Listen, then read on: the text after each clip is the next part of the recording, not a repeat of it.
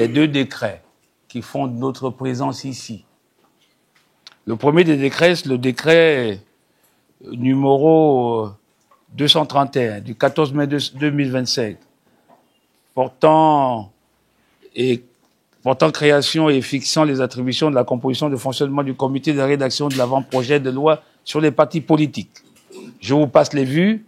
Décrète. Le présent décret, pris en application des dispositions de l'article 95 de la Constitution, porte création et fixe les attributions, la composition et le fonctionnement du comité de rédaction de l'avant-projet de loi sur les partis politiques. Chapitre 1er de la création des attributions. Il est créé un comité de rédaction de l'avant-projet de loi sur les partis politiques. C'est après désigné le comité. Article 2. Le comité est chargé de préparer et d'élaborer l'avant-projet de loi sur les partis politiques.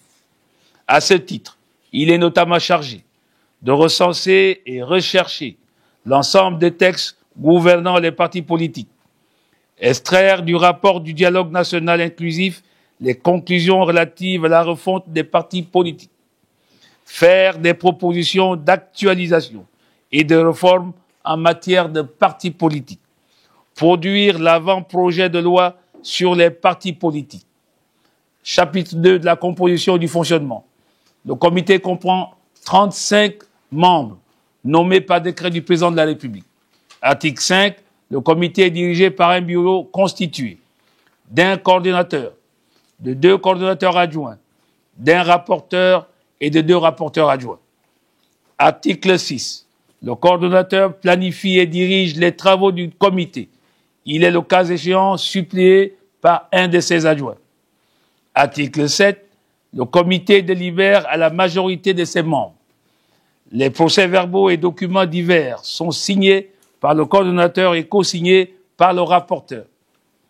Ils sont soumis à l'approbation de l'ensemble des membres du comité réunis en séance plénière. Article 8. Le comité peut faire appel à toute personne dont l'expertise ou la compétence est jugée utile pour l'accomplissement de ses missions. Chapitre 3 des dispositions finales. Le comité dispose d'un délai de 10 jours à compter de sa constitution pour réaliser sa mission et clôturer ses travaux par la production d'un avant-projet de loi sur les partis politiques adressé au président de la République, chef de l'État, chef du gouvernement. Article 10. Les moyens nécessaires au fonctionnement du comité sont pris à la charge du budget de l'État. Article 11. Le présent décret, qui prend effet à compter de sa date de signature, sera enregistré, publié au journal officiel et communiqué partout où besoin sera. Tous nos échanges, en fait, c'est une évolution, sont déjà contenus et actés dans des lois, des ordonnances, des décrets qui ont été la conséquence de vos différents échanges à la faveur des différentes rencontres que Papa Miboto a bel et bien rappelées. Je pense que l'exercice, je puis me tromper, est d'une part peut-être de jeter un regard sur toute cette valeur documentaire qu'on ne doit pas mettre à la poubelle parce qu'on a aujourd'hui le DNI et voir comment l'enrichir avec les conclusions du dialogue national qui sont inscrites en page 6 du rapport sur ce que doivent devenir des partis politiques.